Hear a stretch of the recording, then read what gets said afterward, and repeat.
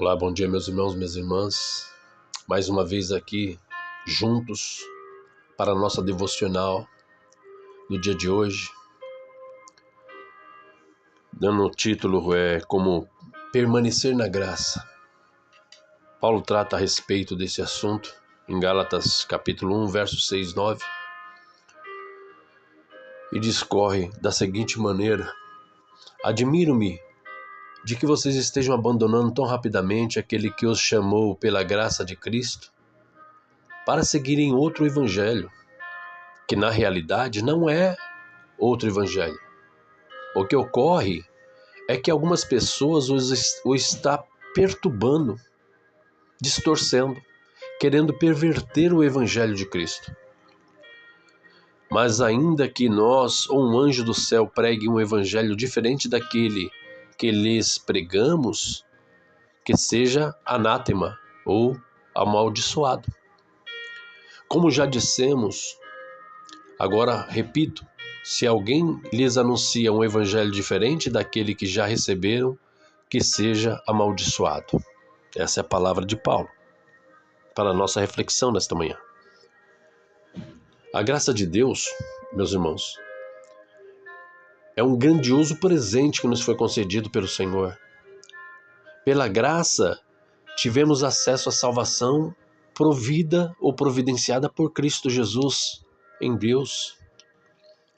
E não somente isso, fomos recebidos no reino de Deus e reputados como filhos de Deus, participantes da natureza de Cristo Jesus, herdeiros de Deus e co-herdeiros com o unigênito Filho do Pai.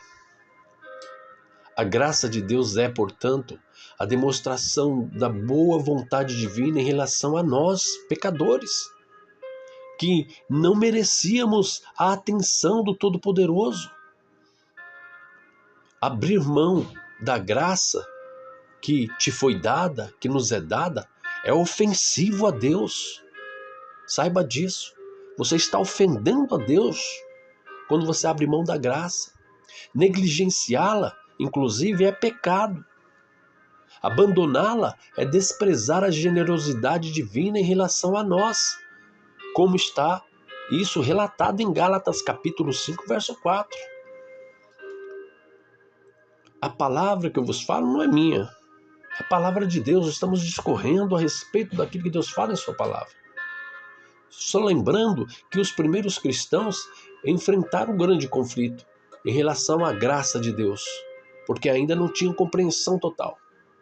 Eles estavam acorrentados à opressão de religiões carregadas de fardos que lhes eram postos sobre os ombros pelos líderes que não os carregavam. Colocavam fardos nas costas deles, mas eles mesmos não carregavam. Eram dias após dias de obrigações cerimoniais que não lhes satisfazia a alma de forma alguma.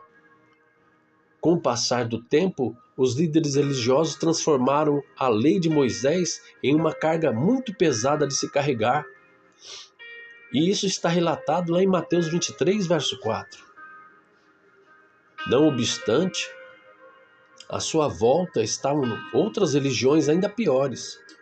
O politeísmo grego na época e o paganismo imoral romano eram expressões ainda mais tenebrosas da escravização da alma dos homens.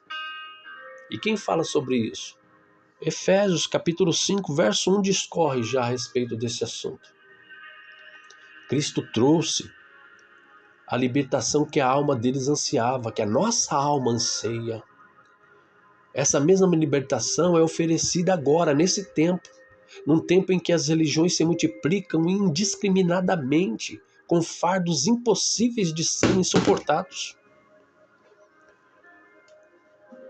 Isso já ocorria naquele tempo, onde João, capítulo 8, verso 36, fala sobre esse assunto.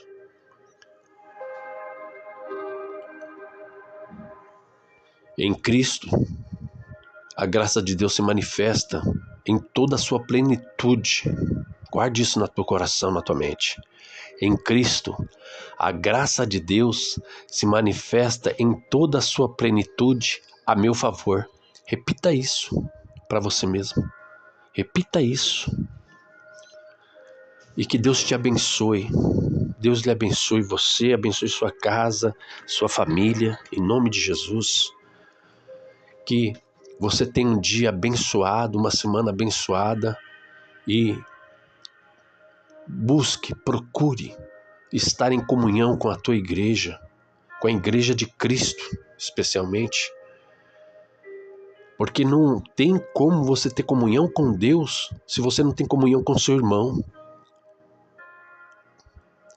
Volte para a casa do Pai, volte para a igreja.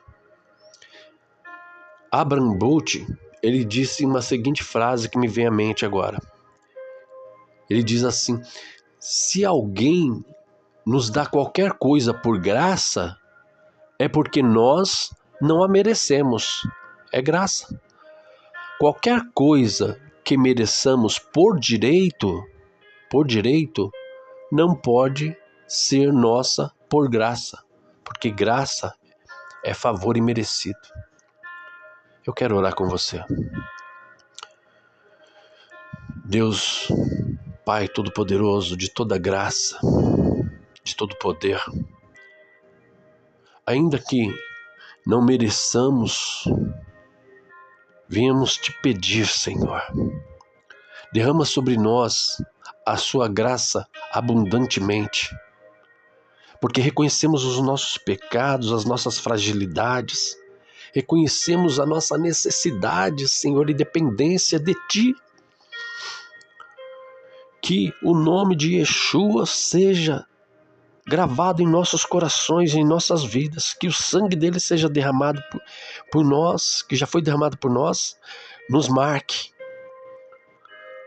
nos livrando de todo pecado, de todo poder do pecado, de toda armadilha do inimigo, e nos dando livramento constante em todos os dias de nossas vidas. Que essa graça seja abundantemente derramada sobre a tua igreja, Senhor, e sobre esse irmão e irmã que não me ouve neste momento. É em nome de Jesus que eu oro. Amém, amém e graças a Deus. Tenha um dia abençoado. Em nome do Senhor Jesus.